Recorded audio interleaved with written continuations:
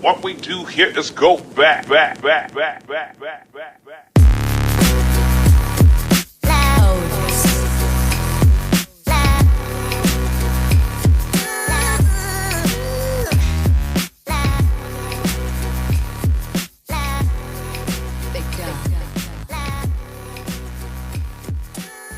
2, 3. Welcome back. Excuse me. Welcome back to the Wheel Route Podcast. This is episode 7.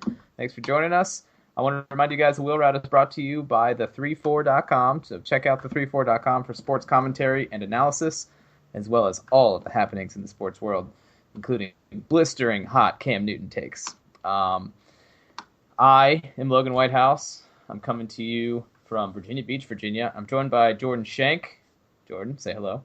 Hey, everyone. My name's Jordan Shank, coming to you from Harrisonburg, Virginia. I am on Twitter, at ShankJordan. Logan, you're on Twitter as well, right? Yeah, at LogWanTheDawn. You could probably just sound it out. I'm on there, smiling. It's just me, no dog Abby. And you can also find the show at The Wheel Route on Twitter, or you can shoot us an email, wheelroutepodcast.com. wheelroutepodcast@gmail.com. Or you can find us on the34.com. There's plenty of opportunities to find us. We're on YouTube as well. Jordan, you got a brewski with you?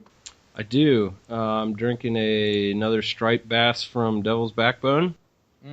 Nice. I came dangerously close to getting that yesterday, but I actually ended up getting the Hopwork Orange Blue Mountain Orange good. IPA. That's good stuff. But I'm drinking a PBR Tallboy because I'm still working on those. So. That's good. Good times. We had a Friendsgiving yesterday, so my beer stock got exercised, and I wasn't really feeling like getting more nice beer. So, oh well. The struggle, you know. But yeah. Anyhow, so I heard you were busy yesterday evening. Did you get a chance to watch some of the early games? There was some real stinkers yesterday. Yeah, I watched most of the second half of that Virginia Tech North Carolina game. Me too. And that was an interesting game. The Tech defense did a pretty good job of bottling up a North Carolina offense that had, gone over 50 points the previous 2 weeks. I jumped in when it was 10-10 in the third quarter, I believe. Saw North Carolina reel off 2 pretty quick scores. Looked like they were going to put it away. And then a pretty crazy finish put it into overtime, where North Carolina finally came out on top and sent Beamer out of Lane Stadium with an overtime loss, which, I can't say I was tore up to see, but yeah, it was an interesting finish for sure. Yeah, that game was on at our Friendsgiving gathering, and boy, North Carolina really looked like they didn't want to win. They looked like they really wanted to win. They scored 2 touchdowns in a row real quick there, and then kind of coughed it up at the end. ACC game, Virginia Tech game, they like to muck it up and keep it close, and that's what they did.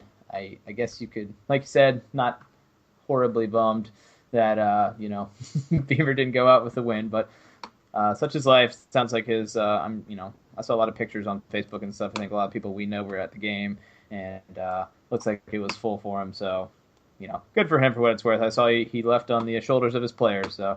Yeah, and that game kind of felt more like it was less about the actual result of the game and kind of more about, just celebrating what he had done for the past 29 years, which is completely understandable. So exactly.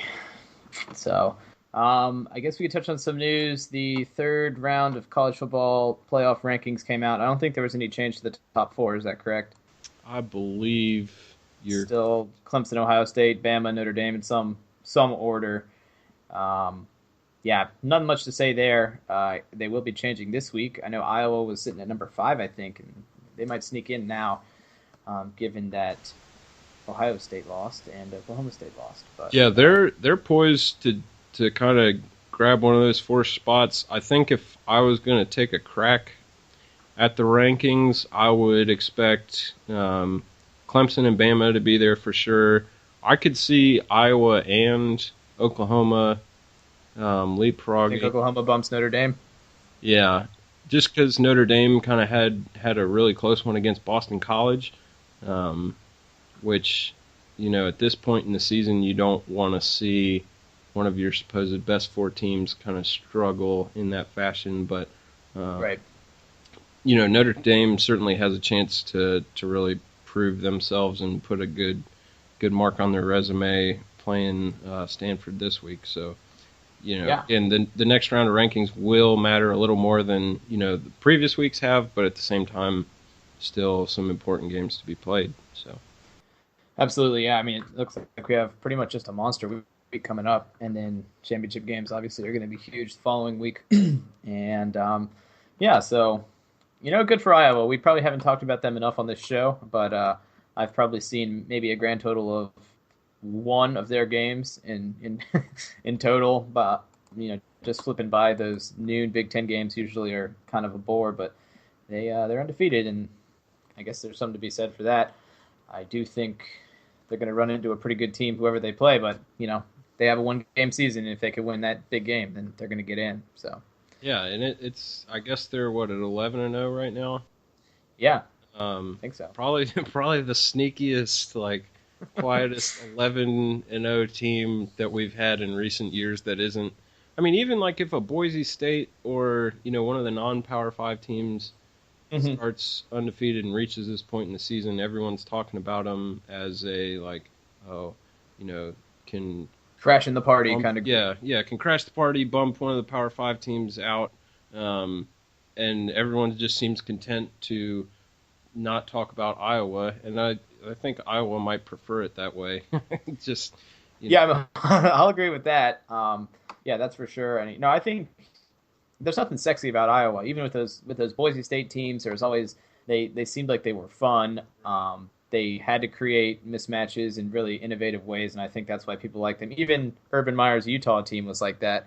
They would run in a really unique offense. They had a quarterback that was the first pick in the draft, right? I mean, Alex Smith was awesome on that team, and they did something that was fun. And no offense to Iowa, they're not a whole lot of fun, but punting is winning, and running the ball is winning, controlling the clock is winning, and I guess maybe they're just a very vanilla brand of very good football. So exactly, I think there's certainly folks that can appreciate that brand of football, but they don't put the highlight reels together for ESPN, so we don't necessarily hear much about Iowa right now. Right, but I think they have Nebraska this week, and I think a lot of people have had that circled as, well, they'll lose to Nebraska just because kind of game. But I don't know. They seem focused. So. Well, that and Nebraska just has been extremely underwhelming this year too. So correct. But I think there's always the thought that maybe Nebraska deserves one, but they did get one against Michigan State. So. Yeah, they might have used it up. What we're saying here is every conference is a mess at this point, and it's going to be really interesting to see what the playoff four ends up being, just given the sort of disarray that the Pac-12's in, and the potential disarray the SEC's in. The Big Ten took a pretty big shot with Ohio State going down, still having to play a top 10 Michigan team or top 15 Michigan team, and the Big 12's taking on water too. So yeah, it'd be interesting to see kind of, I don't know if anyone's gone and done this yet, but kind of what the BCS standings would look like at this point in the season. I think ESPN usually does that every week just to show, but I don't know. Sometimes it's kind of like, meh. I think the BCS was putting a lot more faith in. I think Ohio State was solidly at number 1, I want to say, based on the BCS formula. It's just because of being undefeated national champion type. Yeah. I think they got some leeway there, but so anyhow, next item from this weekend, I think we joked about it last week. The SEC, some of the SEC seem to have bizarre array of 1AA or just low 1A options. I guess I should say FCS or low FBS option games this week. A lot of people I think rag on the SEC about doing that. I don't necessarily think it's mathematically. I don't think it's any different than, say, Baylor starting the year with SMU and Lamar and 2 other cupcake teams that they all get to play at home. They just backload their schedule, but it does seem even worse when the teams all struggle or lose these games.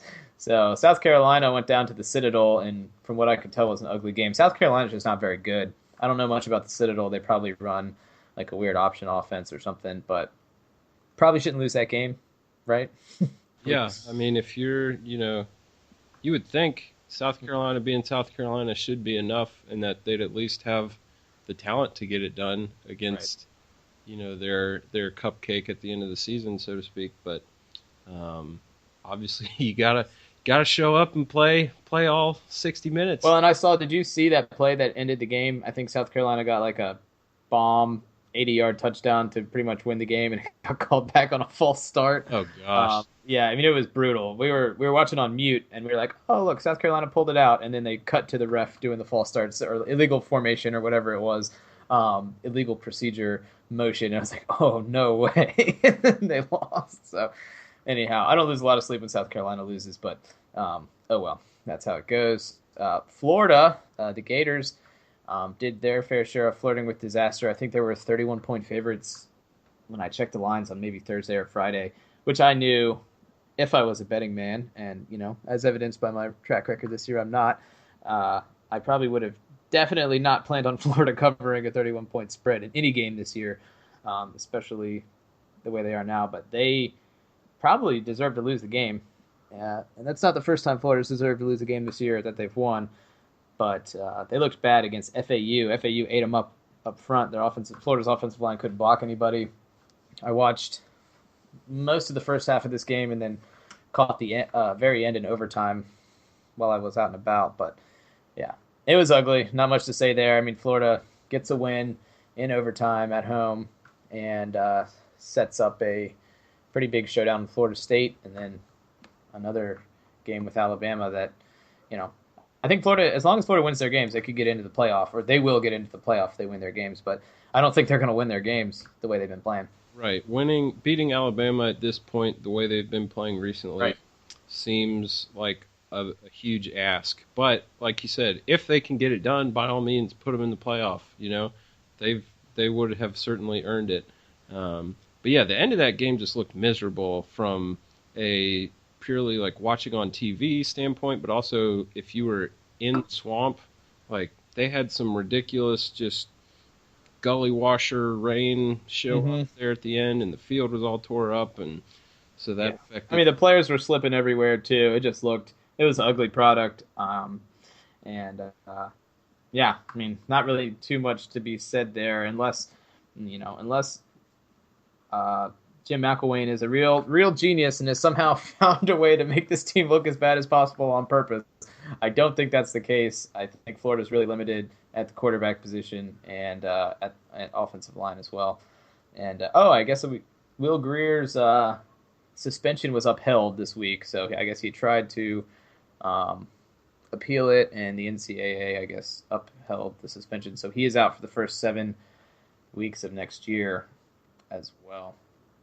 Yeah, that is a bummer for him, and kind of brings up the question, I mean, depending on recruiting, but does Will Grier transfer?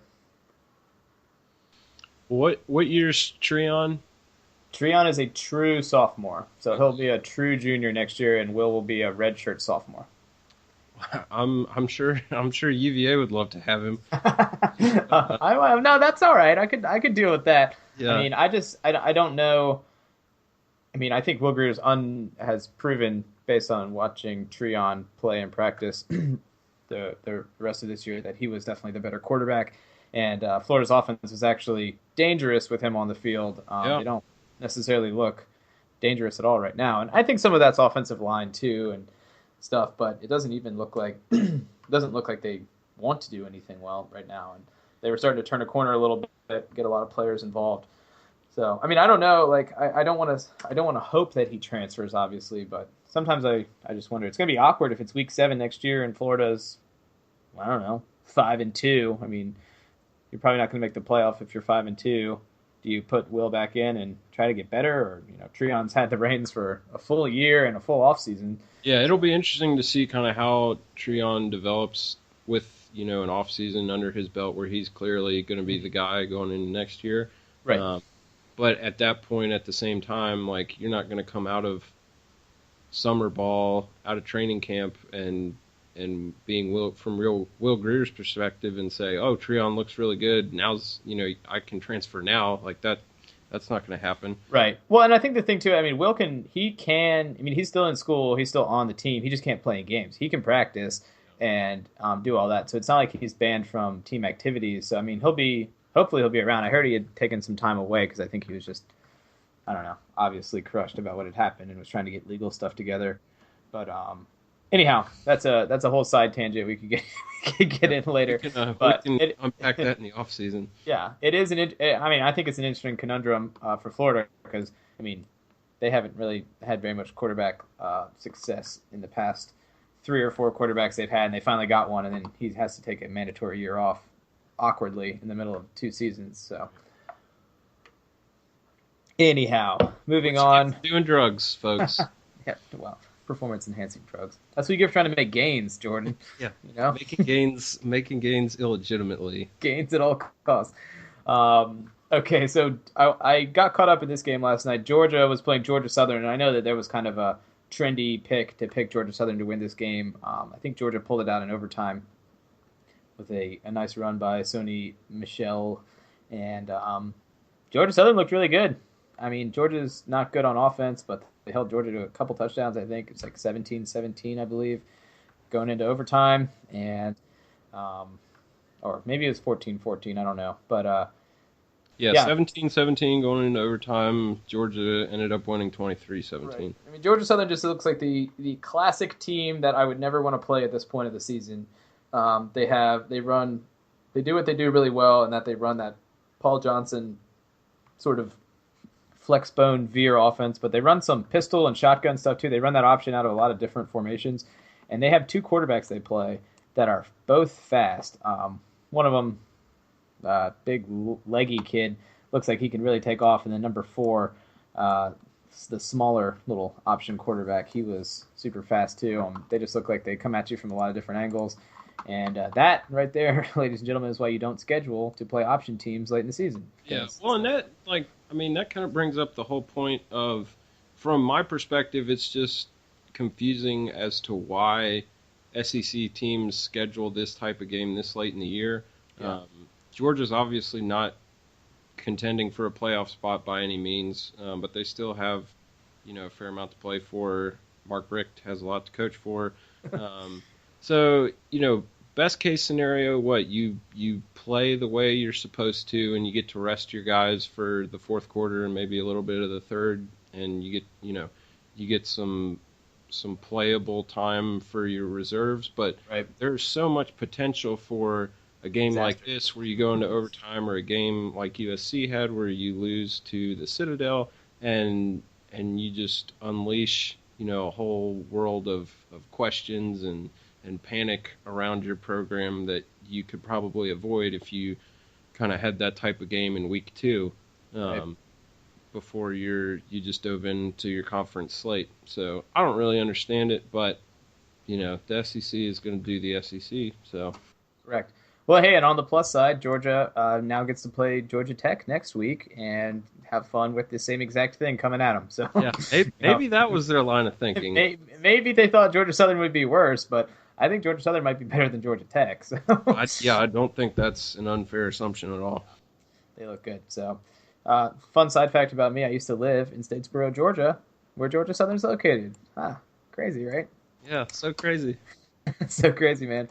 And finally, this isn't a weird out-of-conference game, but Arkansas went down 51-50 to Mississippi State, and saw the usual Twitter diatribes that everybody was going on about how if this was a Big 12 game, SEC fans would be turning their nose up at it, and this proves that SEC doesn't play any defense anymore, and yada yada. I kind of am sick of every time there's a high-scoring game, people saying that. I mean, I guess SEC fans, whoever these people are, that just take shots at the Big 12, maybe deserve it a little bit. But heck of a game. I think Brandon Allen threw for 7 touchdowns for Arkansas, and Dak Prescott was back to looking outrageously good. No hangover for Mississippi State after playing Alabama last week, which I kind of thought would be the case.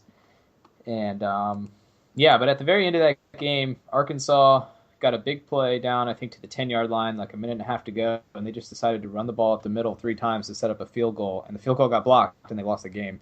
And this was their quarterback had an incomplete pass probably in the fourth quarter. I mean, that guy, I had not seen a college quarterback be that dialed in. He was shredding Mississippi State. It's a pretty good defense, and yeah, they didn't call any passes at the end of the game. They didn't try to score a touchdown. They played for the field goal, and it got blocked, and they lost the game. And that's, I don't know. Seems like they kind of took the ball out of the hands of the players that had got him there, and Right. I think that's a little frustrating for probably Arkansas fans. But yeah, so Bielema's, I'm sure, going to have to answer some questions about that. I don't think this is necessarily a back-breaking loss, but it's hard to waste a performance if your quarterback has 7 touchdown passes. Yeah, you show that score line to anybody, and you would say, oh, or that stat line rather, and you say, oh, that team must have won big. And yeah, that is confusing. Maybe Bielema was of the thought like, oh, they'll never expect 3 runs in a row. Like We're Arkansas. We have an NFL we're the running Hogs. back. We're gonna move them.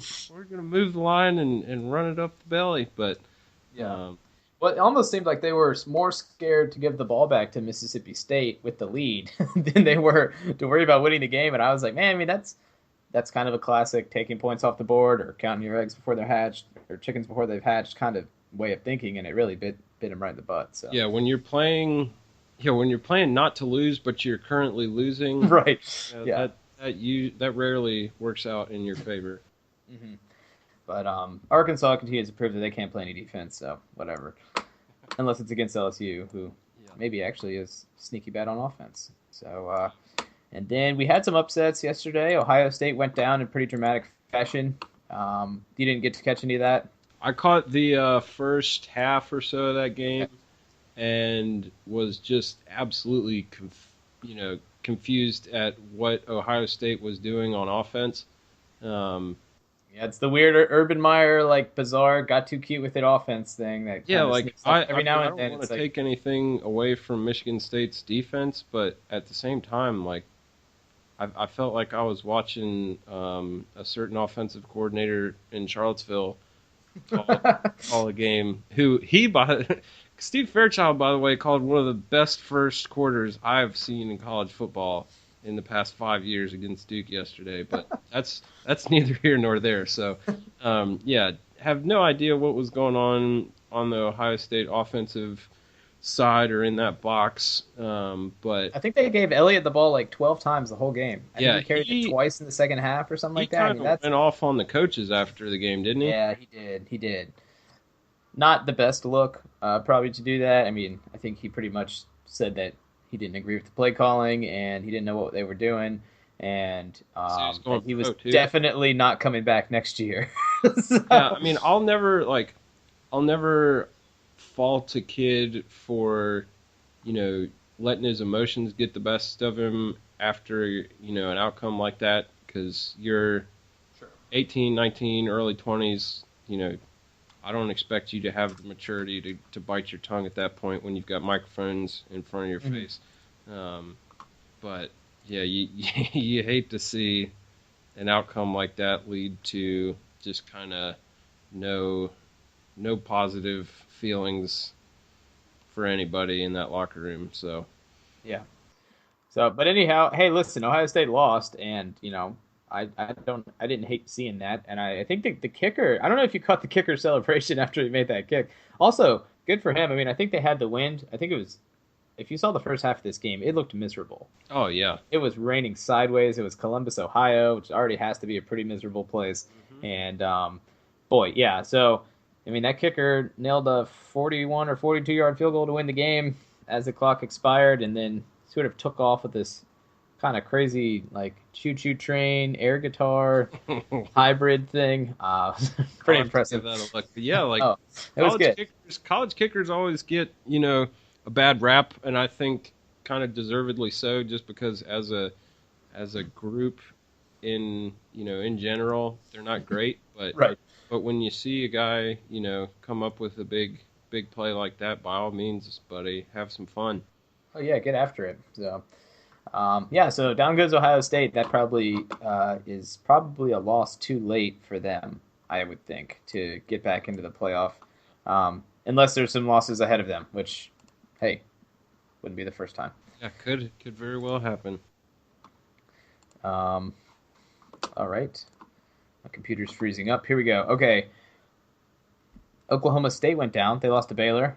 I think Logan had Baylor in that one, so pretty excited. Pretty excited for that. I watched none of this game. I don't actually know what channel it was on. Was it on Fox? My guess is it would have been on one of the Fox, either Fox, regular, or one of the Fox Sports. Yeah, I tried to pull it up on FS Go, and it wasn't on there. So I was just maybe just being a fool, but I figured this game would be on TV. And so I don't really know what happened. It sounds like Baylor's defense played outstanding, and their quarterback played well, and they really bounced back well from a tough loss last week. So, I saw someone say, everyone rails on Baylor for being a system team, but why doesn't everybody run their system? Right. Right? Well, it's one of those things where it's like when it works, you kind of get praise, but it's also with an asterisk, like, oh, it's a system. And then when it doesn't, oh, the system got figured out. It's if only they let their players have some freedom or whatever. Yeah, exactly. Stop being so rigid.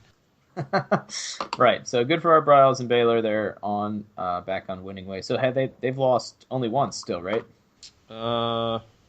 This is the musical chairs of Big 12 one-loss teams is pretty much. I guess. I guess if they've only got one loss, I think they have one loss. Oklahoma State now does. Yeah. Oklahoma does, and TCU does. Yeah, so it's all like a circle of head-to-heads. A circle of trying to keep their conference out of the playoff yet again. Yeah, so they're darndest. If only they had another game to decide who the champion was, to play another ranked team. Novel idea. Or if they didn't schedule Lamar first game of the year, that could help too. So, all right, LSU lost again, and that's 3 in a row for LSU. I think we all, before the Alabama game, were pretty high on LSU. Thought maybe they were the best team in the country. And, they got run out of the building by Ole Miss, who is no stranger to a bad loss. So, people want to fire Les Miles, like, for real. It's starting to sound like it's almost a foregone conclusion, which I guess, that would be our next, talking point. I don't think any jobs of note came open this week. No, there were 2 reports regarding our kind of most highly touted candidates for some of these jobs. Houston is reportedly either has made an offer or is willing to offer Tom Herman right around $3 million a year to keep him there. Wow. Justin Fuente, I think, has been offered more than that to stay at Memphis. So that, you wonder how much truth there really is to that. Like, I don't doubt that Houston has $3 million a year to offer their football coach, just because Texas has a weird amount of wealth down there in general as a state. But Memphis football being able to come up with $3 million like that is more of a shocker to me. Right. Yeah, absolutely. And not that any of the shine has come off of either of those guys. I guess Herman did. Houston lost yesterday, and Memphis has lost a couple now. I think those guys are still easily the best up-and-coming candidates for jobs. Yeah. Notwithstanding a couple losses. But you got to hope that they're not, already on their way out the door, kind of letting their team down. So, so anyhow, if LSU actually does fire Les Miles, I think that's going to create just a whole poop storm, if you will. Yeah, pure anarchy. Pure. Yeah, I think the boosters, and I think the going consensus has always been that Jimbo Fisher would want and take that job if he could get it. But that opens up Florida State, and Florida State coming open would be unexpected for them, for sure. Right. And I don't know necessarily where Florida State would go. Lane Kiffin. Please, God. Please. Sweet Jesus. But I think if you're LSU, you got to be pretty darn sure that you're going to get Jimbo Fisher if you're going to cut Les Miles loose. Because if you don't get Jimbo Fisher, where do you go from there? You've gone from Nick Saban to Les Miles. It's a pretty good duo. You've won 3 national championships in that span. Yeah. At least. I mean, who gets you to a place that's better than what those two have gotten you? If it's not Jimbo Fisher. Will Muschamp, probably. No, I mean Bud Foster. Oh man, can you imagine Bud Foster at LSU? just roaming the streets of roaming Bourbon Bourbon Street nightly. until 10 minutes before kickoff. Probably not unlike it Les Miles, let's be honest. So, no, I don't know. I guess I get why people were frustrated with Miles. I mean, I don't even know if Jamarcus Russell, and there's a name, is a Les Miles product. He might have actually been a tail end of Saban product. But, they haven't really had a quarterback, except for Zach Mettenberger, Right. who was a transfer from Georgia and was only there because he got kicked out of Georgia for, punching somebody or stealing something, and kind of fell in his lap. But I remember LSU had that guy Ryan Perrilloux that was supposed to be really good, and he sort of flamed out, and they went to a national championship game with freaking Jordan Jefferson playing quarterback for that team, and he was awful. And They rode I that just- defense. yeah, they did, and they were nasty.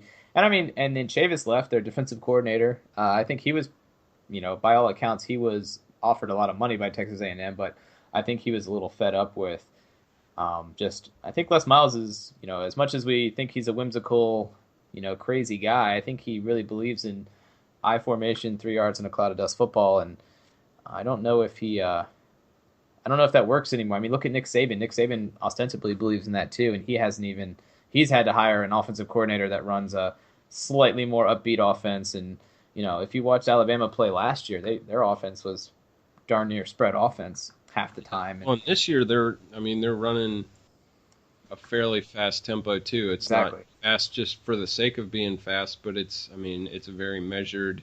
Let's get more plays in because we can wear the other team down faster. Right.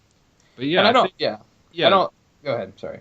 Well, yeah, like you mentioned, LSU's inability to really have kind of a marquee quarterback figures beyond Jamarcus Russell has always just really confused me because you feel like, I mean, they had Matt Flynn. I mean, come on. yeah, he's getting paid.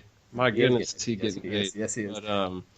But yeah, you think these elite programs would be able to just come to at least one of these kids that's at the Nike Elite camp or whatever and say, hey man, like you are the one missing piece if Right. you can just show up and develop.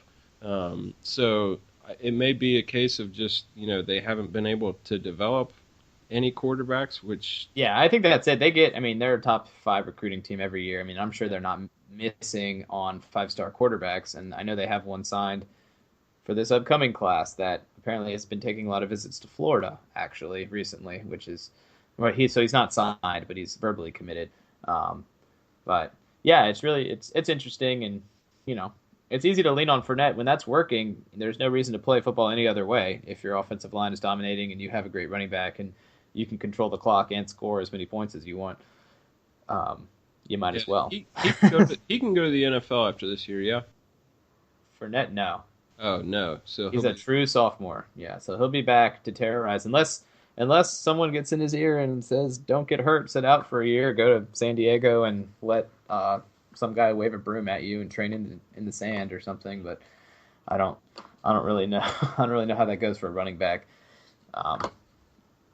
So yeah. So anyhow, that's interesting, and I don't think 1 3-game losing skid means that the game of football has passed Les Miles by, but I do think that there is some validity to some of the concerns that are being expressed. And obviously, rabid SEC fan base, they're going to overreact, but I don't necessarily think that they're wrong for thinking what they're thinking. Because I actually thought LSU was going to be kind of bad this year, and they surprised me by getting off to a 6-0 or 7-0 start. But they're sitting there now with 3 losses, and they still have to play. I don't know who they have to play next, but maybe Missouri or somebody. They might beat them. They'll get another win, play in a bowl game, but that has to be, at this point, a pretty disappointing season for LSU. Yeah, I think disappointing probably just from the standpoint of, how they started versus Right. how it's going. Oh, just where they were going into that Alabama game. I mean, they looked awesome, and but hey, they also let Florida score like 35 points on them. So Florida with the first game starting Treon Harris too. So Treon Harris led Florida teams dropped 35. 28, at least 28, and they won that game based on a fake field goal too. So, whatever. Okay, so that we'll keep an eye on that. I'm sure that's easily the number one job on the board if that comes open. I think I would put that well ahead of any other job, and I'm including USC on that, just based on money and fan base and talent and everything else. So, all right, Jordan. So, catch us up on how we did picks this week. And I know Jason, is not here to join us, but how'd we all do? Yeah, so Jason, who for whatever reason decided that his career was more important than this podcast, couldn't be with us this evening. So whatever, Jason. Jason went 2-2. No harm, no advancement. Just kind of treading water on Jason's end. I wore the crown of 1-3 shame this week. The Logan Whitehouse Memorial Crown. Yeah, and Logan had another strong week at 3-1. Yeah. Woo! He's enjoying that way too much. So yeah, overall Jason sits at 13-11, and Logan and I are now tied at 10-14. Wow. But because Jason isn't here this week, I get to make the executive decision to give him an 0-4 week if I feel so compelled and really make this thing interesting going into the last. I think that's how it goes. That's why we pick so many games every week. So in theory, you should be able to easily absorb an 0-4 week, right? Right. Yeah. You just make it up the next week. It's math. Yeah, I do have a text here from Jason that I can read at some point that will encompass all of his thoughts on college football this week. So we can do that maybe once we look ahead to next week. But so yeah, we can go. You want to go over the games? We kind of went over some of them. Yeah, I think let's see which games we had. UCLA Utah was one we didn't touch on. Yeah. I didn't watch any of that, I'll be honest.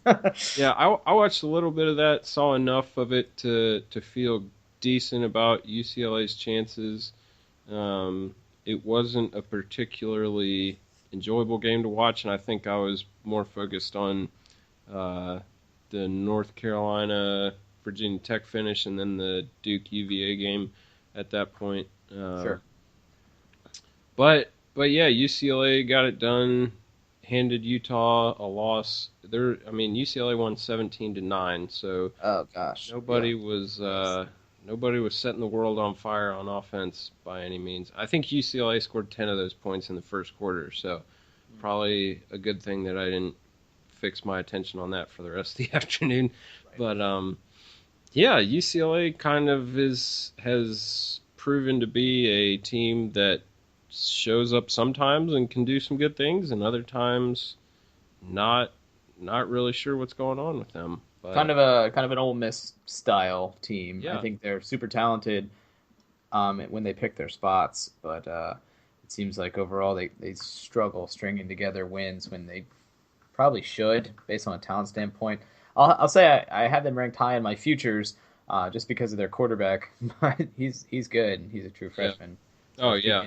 Yeah, I am bullish on UCLA football moving forward, unless, maybe Mr. Mora decides he wants one of these jobs that's opening up late. We could see potentially a Coach Mora at FSU if this whole FSU thing goes down. That guy can recruit. I know that.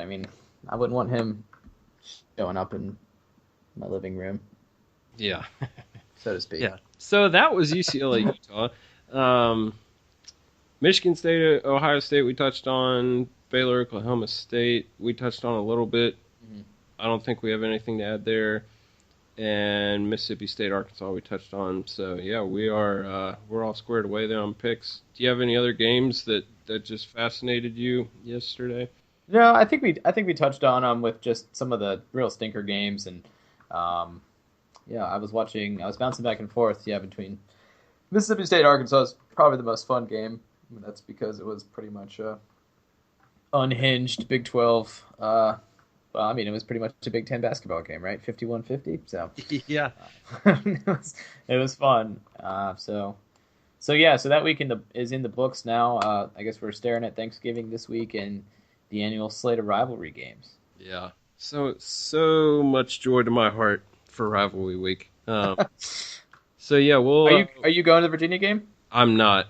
I've made that mistake in the past, and I just feel like until they like start making it a competitive rivalry again, I think I'll just enjoy the couch and a flat screen TV. And Enjoy the shame from the comfort of your own couch is a much better option, I think. Right. Yeah, you can get over that much quicker when you don't have to drive home afterwards. But yeah, so I will be rooting the Who's on from Harrisonburg. As will I. Maybe see you there. Yeah, well, we can have a wheel route watch party. Woo! Live blog. Yeah, but we can touch on these games that we've got lined up for picks this week. We'll start with Ohio State, Michigan. Ohio State coming off of their very disappointing loss to Michigan State, and Michigan is 2-point favorites in this game. At home? Michigan's at home? Yep. Noon kickoff.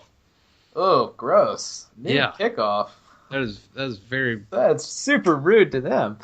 Well, that might affect things. I could talk first, but I mean, I think Ohio State will do the typical bounce back, be really mad, just beat the hell out of Michigan. I'm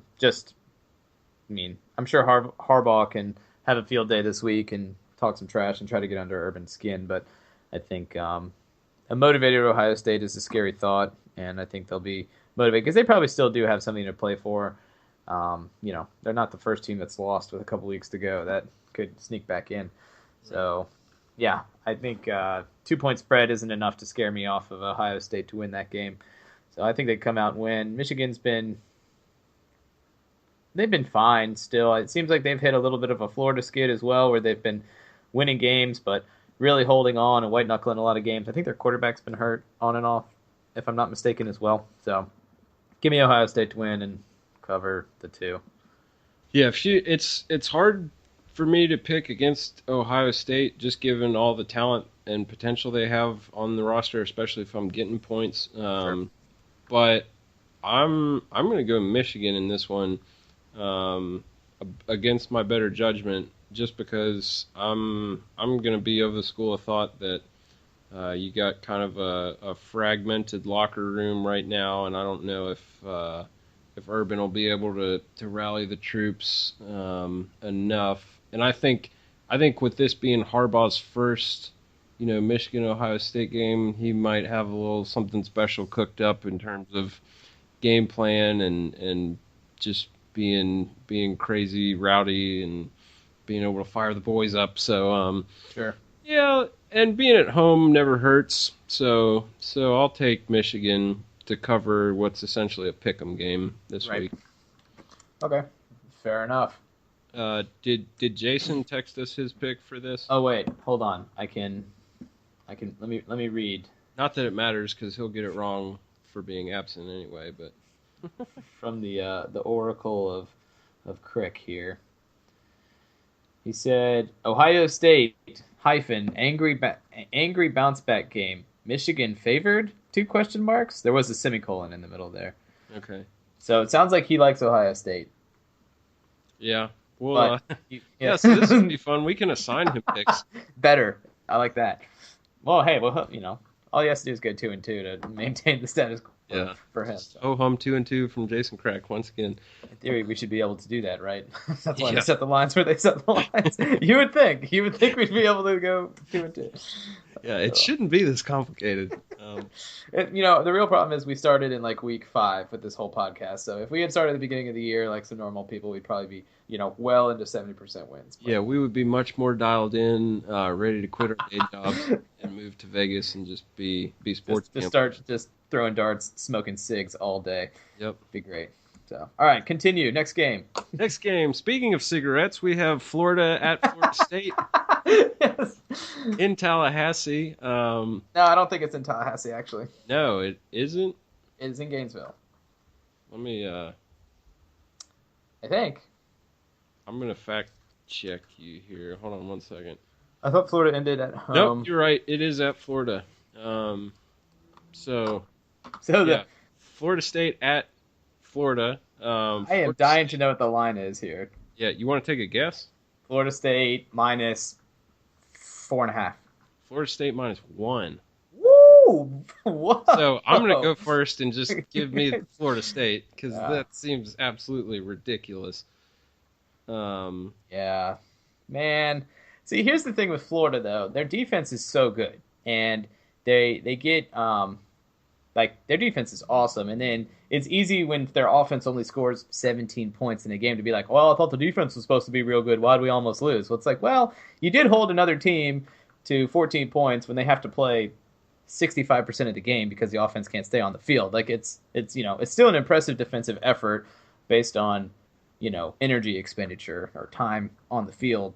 So, but boy, I don't know how dialed in I am to Florida State. I don't know who's going to play quarterback for them.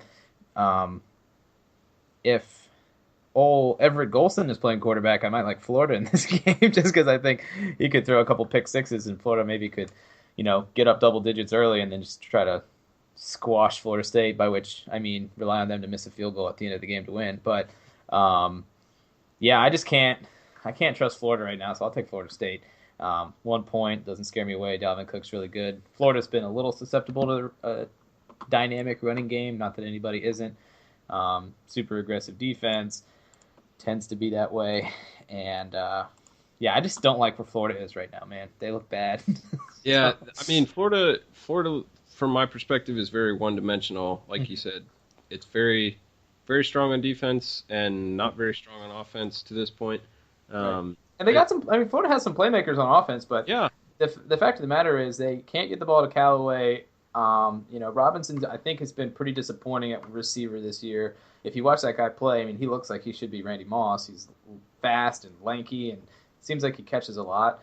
And they got Brandon Powell. They got a good running back. That offensive line is so bad, and I just, you got a guy from Fordham that's anchoring your offensive line right now. That's just not where you want to be against a team like Florida State. But they're 8-1 against the SEC schedule, so whatever. Yeah, very. It's such a crazy world we live in. Yeah. All right, continue. Did Jason weigh in on this one? Oh, Jason says, Florida State going to be ugly to watch. So I think it means he wants Florida State.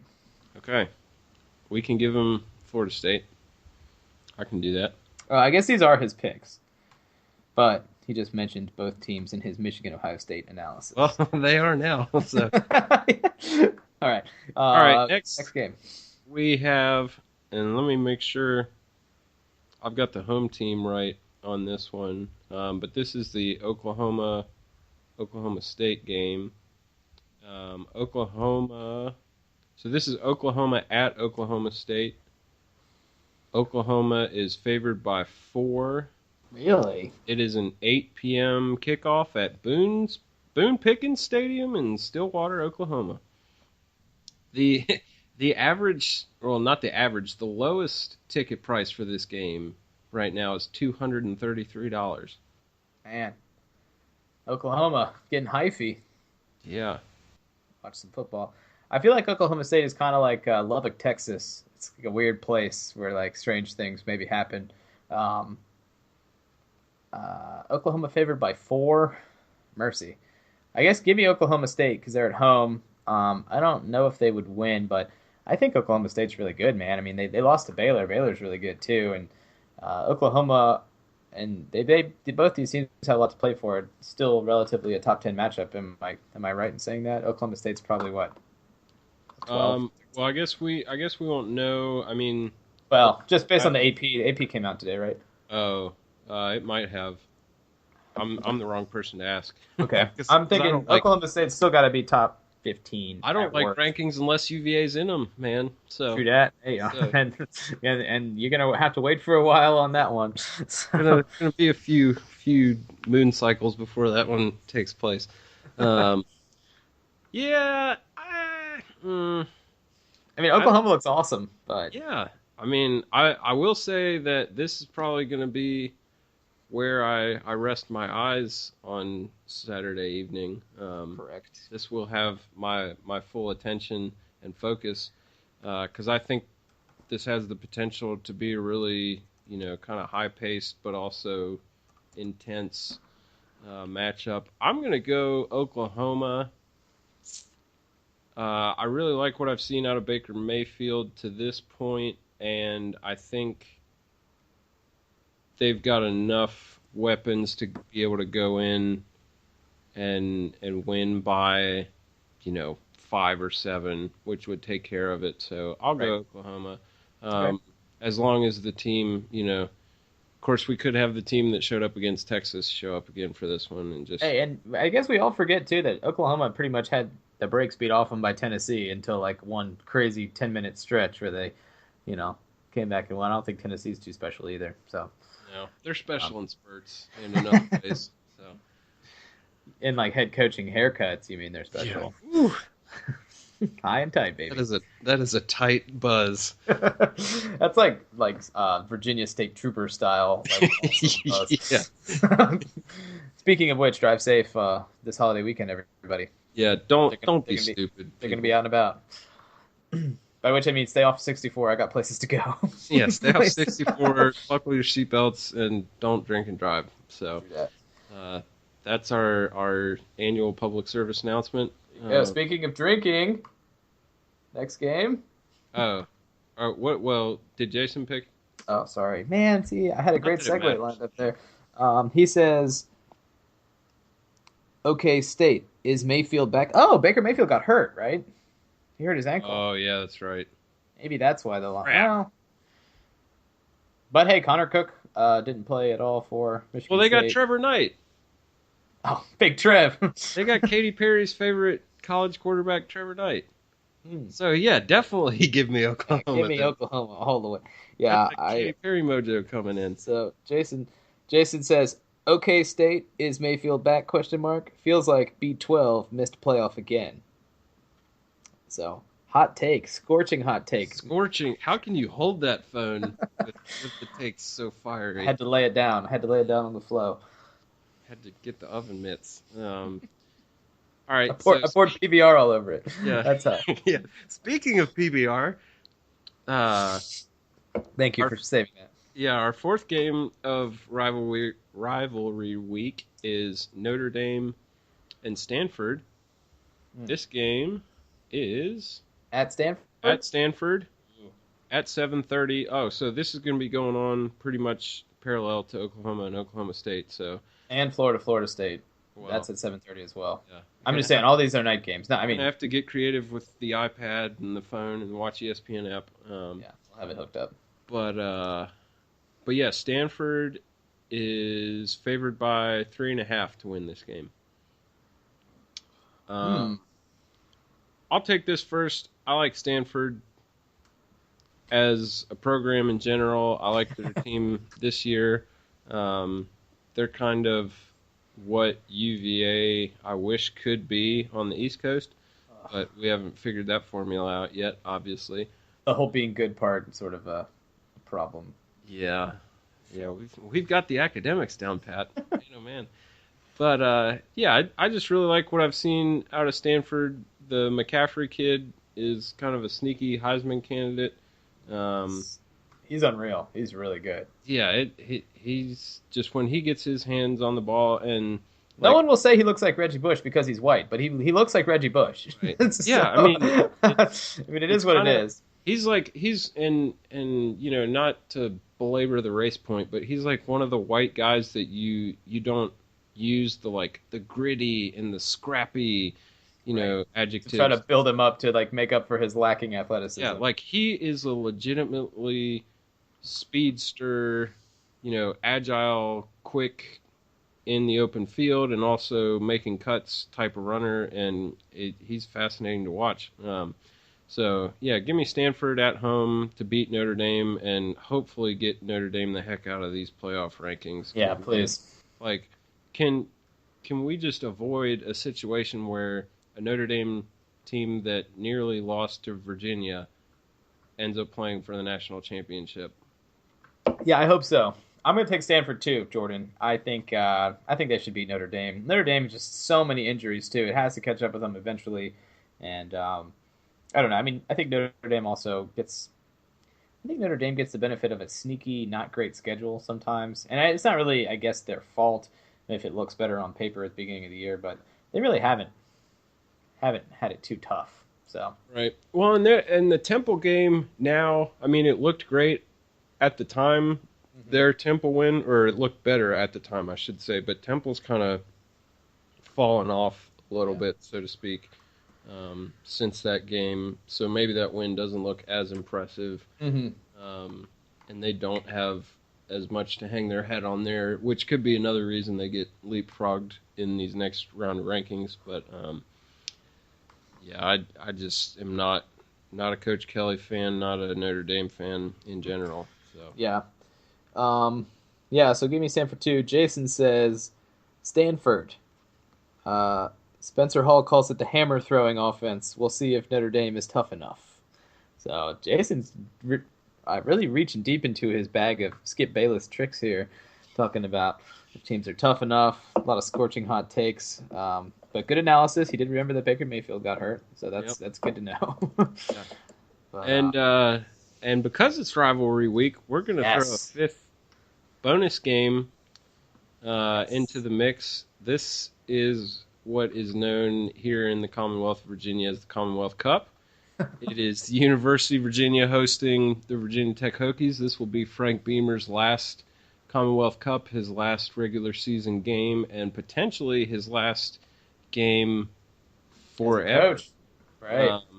There's been the talk of, if they win this game, they've got the 6 wins to be bowl eligible. If they lose, they'll be 5-7. I think they're a very attractive candidate for one of those 5-7 bowl teams. They tend to travel okay, I think, in general, and then they'll definitely travel okay if it's Beamer's last game. Yeah, but I think there are some contingents in there with academic progress rate. I think plays a role, and no one really knows. No one really knows how the 5-7 stuff shakes out, but we're going to find out. And I think they'll find a way for Frank to get in a bowl. But it'll be a bowl game in Bristol or freaking Boise or Des Moines or something. I think he would love a game in Bristol. I feel that's true. Commonwealth Cup. This is going to be a noon kickoff. So we just get the ugliness out of the way early this year. Have a turkey sandwich, sit down, fall asleep for half of this, hopefully. Yeah, the half where we just call timeouts at the absolute wrong time, or let a horrible Virginia Tech team with no quarterback go 90 yards on us with a minute to go and no timeouts, like happened last year, I think. Yeah, that last year. I mean, I'm still kind of healing from last year's game, just the way that ended. But or maybe we'll have one of our starting cornerbacks play a Wildcat quarterback, and we'll dominate for a half, and then we'll stop doing that, and our actual quarterback will come in and throw a bunch of interceptions. Yeah, I think Maurice Kennedy would be the candidate for the Wild Who. He was a quarterback at Verina High School there for a little bit. Okay. Just because he was the best athlete on the field, and they gave him the ball and said, "Go get it done." So high school football works. I don't know that Steve Fairchild's offensive mind is inclined to do something like that, but we'll find out. So yeah, Commonwealth Cup this Saturday at noon. It is going to be on TV, maybe. Oh yeah, it'll somewhere. Be on. Probably ESPN, if not the Watch ESPN family network. Yeah. So folks, if you want to see some just make your eyes bleed football, this is two walruses trying to mate drunkenly on an iceberg. That's pretty much on fire. That's on fire because of an oil spill. Oh, this is where to find it. Virginia Tech is favored in this game by 3.5 points, and it is in Charlottesville. Wow. I mean, Virginia has been. Now that the pressure's off, they don't have to worry about making a bowl game. They've been playing. They played well. I guess they played some well on Saturday. I watched the end of that game. They had to hold on for dear life against Duke, but 3.5 points. Give me UVA to cover. I could totally see them losing by 1 on a field goal, because that's the kind of team that UVA is, and that would only be fitting for them to lose to Beamer one more time in heartbreaking fashion for UVA fans. But I think they can cover. I think it'll be close. I think it'll be really ugly, and unless Virginia Tech knows that UVA is going to blitz every play and then just throw screen passes up the middle, in which case it could get out of hand. So Yeah, that's never happened before. Speaking of screen passes, UVA's offense. Oh my gosh. Yeah, I want to take UVA just because I feel like they do traditionally play tougher at home. Almost got Notre Dame at home earlier this year. The one uncharacteristic home blowout was the Boise State game. Shortly the one game in the last 3 years I've happened to actually go to. Yeah. Mistakes were made when we bought those tickets. Yeah, I'm gonna go UVA here too as well. Yeah. Just because I don't want to pick Virginia Tech and then miss a game because I picked Virginia Tech instead of UVA. But also because I do think they play solid gambling logic. As yeah, a lot of I us. do think they play tougher at home. I think there's starting to be a sense in the UVA locker room that hey, this might be Coach London's kind of last shot at getting a win against these guys. So I think players will definitely come out and play inspired. But not that Virginia Tech's going to be lacking inspiration, but hopefully the home field advantage plays a little bit of a role. You got Steve Fairchild coming off of a hot game where they scored 42 points in a conference game, which I still can't believe that happened, to be honest with you. Against a Duke team that, has had a good defense. Yeah, I think they are dealing with some injuries. Yeah, I think you're right. But, yeah, I mean... statistically, I think they had one of the better defenses in the country up until... maybe the Miami game or a couple weeks back. So, yeah. So, I mean, if the first quarter of the Duke game, Steve Fairchild shows up and really rattles Bud Foster's cage, then it could be a semi-enjoyable afternoon. Right. So, yeah, give me the Who's. Do it. Got to do it. Jason didn't text anything about this game, but he also wants to pick the Who's. So. Yep. We're gonna stand in solidarity there. Jason will take the Who's as well as his punishment for not joining us today. And he's gonna take the Who's because Mike London used to be a cop. I didn't know that. That's what he told me. I did. Okay, you side conversation. So Jordan, this is a conversation that we've been having recently, but I think it's nice podcast fodder. But we've asked the question, sort of the Hobson's choice: would you rather Virginia win this game, save Mike London's job, and prevent our guy Frank Beamer from making a bowl game in his last game, and then I guess have to deal with at least another year of Mike London, unknown future, or would you rather UVA get blown out and Mike London get fired the next day? Right. Yeah, this is tough. I was pretty quick. There's a lot of petty angst, riding on this question right here. I mean, yeah. And I am a petty college football fan. Hey, you're a college football fan. Yeah, so I'm petty by association.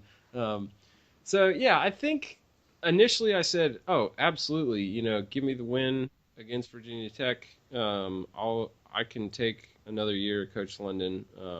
There are just so many variables surrounding it. Right. When you look at it closer, like, okay, we are assuming that if Virginia Tech gets beat, no bowl is going to take them at 5-7, which I think is a stretch. But this is a hypothetical, so we can throw logic and reason out the window. Correct. I think the kind of situation with London's contract is that he's got one more year left on his current deal. So if you bring him back for next year, you essentially have to extend him. For recruiting purposes, just for kind of confidence around the program, you have to sign him to a deal that goes beyond next season. So I think if they can sign a deal that's 2 or 3 years longer, and they don't royally mess it up like the extension they signed after the Peach Bowl season, where we just put stupid buyout clauses in there that really shot ourselves in the foot if things went south afterwards, which they have. So my kind of thinking is if UVA were to win and it would only be London for one more year, assuming there's no bowl game next year, then yeah, I'll still take a UVA. Okay. In that situation. Yeah, I mean, I guess I understand where you're coming from, and I think I'm an old man now, Jordan. I'm married. I've softened a little bit in my ways. I think a younger version of myself would have probably been with you, but I think at this point I'm kind of, I guess, utilitarian in my thinking. let's do the greatest amount of good for the greatest number of people, and I think at this point, like, getting London the heck up out of there would be great. There's going to be some jobs open this year. Candidates probably looking to move. And I just, I guess I don't have the deep-seated, UVA as a school was on my radar, but I didn't grow up a UVA fan, I guess is what I'm saying. So I don't think I have, necessarily the deep-seated, anti-Frank Beamer angst. I mean, I'm fully anti, but it's not as it doesn't grip me the same way that it grips others. So I think I just really, I know this experiment doesn't work. It's it's over. And there were a lot of metrics coming into this season that went to show that UVA probably was better last year than their record showed. And I know that's kind of a flimsy thing to talk about because at the end of the day, you're as good as your record if you're a coach. But they haven't gotten any better. And if anything, they've gotten figured out more on defense. And they just do a lot of things that are indicative of a poorly coached team, and I can't condone that anymore under the guise of, oh well, he's a heck of a recruiter and I really like him because I am a big Florida fan and just had one of those with Will Muschamp, and coaching matters. I mean, this same ragtag group of guys, no offensive line, is now 9-1 and in the fully in the playoff race. Really for no reason. SEC East being what it is down, but it's not like the ACC is a bumper crop of great teams either that UVA should, you would think be able to beat more than half of. So, that said, I really would like to see Mr. London out of here. I would hope that he doesn't go, coach defensive line for Virginia Tech next year and take all our recruits away, but, if that's what it takes to get Bobby Wilder flinging the pigskin around for the Who's next year, then that's fine with me. So anyhow, the horrible decision, Jordan, is if UVA lets go of London and then hires just I don't know. I don't want to say Matt Rule from Temple, but someone like that just wants to run really boring football, and then we just try to do this same kind of low-rent Alabama thing that we're already doing. Yeah. And I think that style of football plays well if you absolutely can dominate in the front seven and on the lines. And I don't necessarily know if Virginia can recruit deep enough for that. They've been trying for a while. The episode that's likely on the horizon where I have to eulogize Mike London's career is going to be an interesting one. I think one of the things that's defined his tenure at UVA is that they've really lacked any sort of identity on offense, and defense to a degree, which is never a good thing if you don't have just ridiculous talent. Mm-hmm. Some teams can just do stuff, but they have the talent to make it work. Other schools have a clear identity, and they do it really well. And UVA's offensive identity, or lack thereof, over London's tenure has kind of been, well, this is what we'd like to do, but we just really haven't ever done it extremely well. So, but we're trying, and that doesn't get you results very often. So yeah, exactly. But that'll be a later episode of the Wheel Route where we'll. Just got really sad in here, Jordan. It just got really sad. We'll give you guys an hour and a half of just full-on UVA football dissection. Deep cuts. Yeah. Yeah. The deepest of cuts from the Mike London tenure. Yeah, Yeah, I mean, and hey, I was at school during some of the Outgrow tenure. Where you weren't there for any of that, were you? no, my first Year game as one. a student was Algro losing to William and Mary. Okay, So okay, so I you got did get to see thrust. that. I got Yeah, thrust into the fire quickly. I think I called Jason and told him that he could have all my things and that I was leaving the country after that game. I remember I was walking down Rugby Road. I called Jason. Was like, "Hey man, we just lost to William and Mary. You can have all my things. I'll see myself out of this cold, dark world." But anyhow, here we are. Look at us now. We made it. So, okay. So we'll table the coaching talk for a later time. I think we talk about that a lot. I like talking about that, but we've done enough of that for now. And college basketball kicked off. UVA stumbled out of the gates a little bit. Not looking great. Suffered a loss to George Washington. That was the team. Who, for their right, looked pretty good. So Yeah, George. Well, and I'll say I don't this: think they're necessarily bad. no, they're not. I think they're an underrated team. They've got several players that are juniors and seniors that also played international ball over the summer.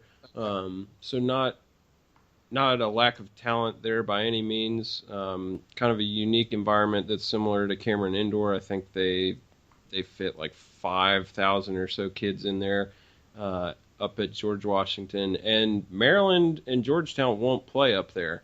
Like, they just won't do it if they don't have to. So Yeah. they're scared because Maryland is scared and Georgetown is scared. So we'll put that on the record. Tony Bennett, on the other hand, I think he's done a good job of creating a challenging out-of-conference schedule to kind of... Yeah, they do have an impressive out-of-conference schedule this year, it appears. So Yeah, and I think the mindset behind it is kind of, okay, we're okay with taking lumps early if it makes us better seasoned and toughened for a tournament run at the end of the year. So right.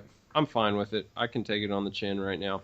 Mm-hmm. Yeah, and I think another thing too. I don't know if it was you who said this to me. We were talking about it, but it's kind of weird transitioning from football to basketball watching because in basketball, like, you're gonna lose some games, and it's okay. The team is all in basketball. It's weird. It's like you almost want. I don't say you want the team to lose, but if you want the team to lose, like, you can always draw like lessons out of the games you lost, and know the team will be better for it. Whereas I think it's just weird jumping right in that, being like, oh God, UVA lost the game already, like, it's over. It's not over. It's not over at all. So UVA will be fine probably if they can ever figure out like what's a foul on the perimeter. And shoot, North Carolina lost to Northern Iowa yesterday, and Northern Iowa is a team that usually makes the tournament and occasionally is kind of good, but I don't think they're supposed to beat North Carolina on a regular basis. So it's basketball, and we'll be fine for it. I just do think it's funny when we trying to train your eyes to start watching basketball again and know that, sometimes a team's going to come in and they're going to make all their shots and you're going to lose. It's like, well, it's going to feel really unfair, but then you remember, like you said, it's basketball. There's 35 games on season. Thursday. Yeah, exactly. It's fine. So, so excited for that though. I love college basketball. I like basketball. It's fun. So, the new rules are kind of crazy. It's a little weird to see how many fouls they call. It's bad. Days. It's just so bad.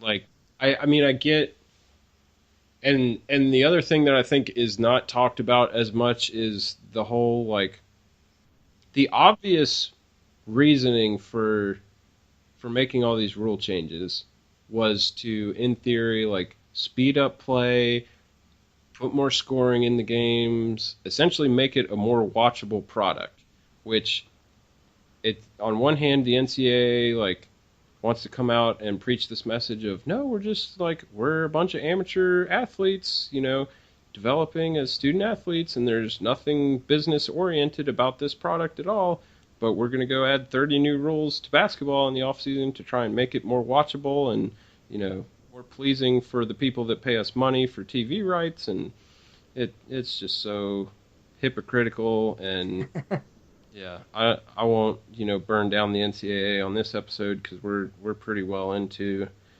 it, but yeah, I hate it. It's bad. Yeah, it's gonna be tough to watch for the beginning of the year. Hopefully, teams will figure it out, and definitely seems like, well, just from what I've seen, it's just they're blowing the whistle a lot on a lot of off the ball fouls and that. I mean, nothing kills the flow of a basketball game like a whole bunch of off the ball stuff. And they're trying to promote freedom of movement, and we'll see if it actually does, because currently it doesn't look like it is. But you know, you're just forced to go deeper on your bench to use more fouls. So, yeah, I do like that they brought the shot clock down. Did I hear that they don't have 10-second half court anymore?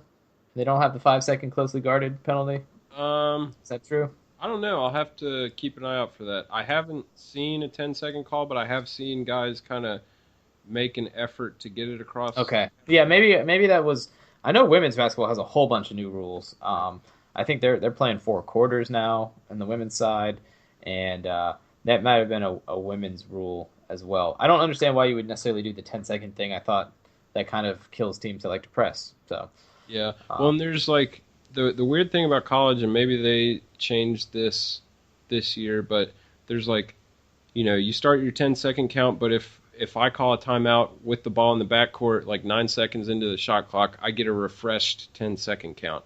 So essentially, I could spend 19 seconds to get the ball across half court if I really wanted to. Sure. If I used one of my timeouts. So maybe they looked at that and made an adjustment there, but I'll have to keep an eye out. Yeah. So anyhow, okay. Well, we'll land this ship. We've gone a long time for a 2-man pod today. So good. Happy for us. Thank you guys for joining us. This has been the Wheel Route Podcast. I'm Logan Whitehouse. You can find me on Twitter at LogWanTheDawn. You can find the Wheel Route Podcast at the Wheel Route on Twitter. Send us an email, wheelroutepodcast@gmail.com. Find us on the34.com. Find us on YouTube. You can find some remnants of our old episodes on SoundCloud. We got iTunes coming soon, I promise. We're still working on that. Jordan, take it away. Yep. Jordan Shank, Harrisonburg, Virginia, at Shank Jordan on Twitter. Thank you guys so much for spending time with us. If you made it all the way to the end, you are a champion, and I hope you get an extra piece of pie at Thanksgiving. Happy Thanksgiving. For your troubles. Yeah, happy Thanksgiving. Enjoy it with whoever you're spending time with. Like we said, be safe on the roads, and go Hoos. Go Hoos. That's right. Thanks. Bye.